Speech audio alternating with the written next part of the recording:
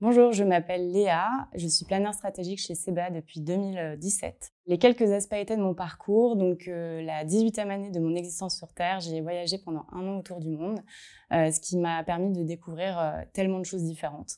La deuxième chose différenciante, c'est que j'ai étudié la communication, mais pas que. J'ai aussi étudié la linguistique, la sémiologie et l'histoire de l'art. Et enfin, dernière chose, j'ai commencé ma carrière au Brésil.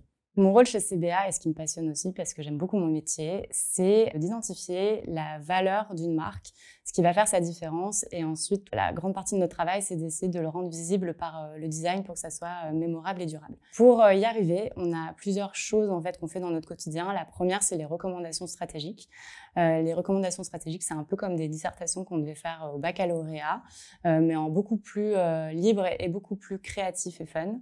Après, le deuxième point qu'on fait souvent, c'est des benchmarks de concurrents. Donc, on va aller voir ce que font nos petits copains pour être certain en fait qu'on va pas faire la même chose et que notre marque ne deviendra pas un follower. La troisième chose qu'on fait souvent, c'est apprendre à connaître sa marque. D'ailleurs, c'est parfois la première chose qu'on fait.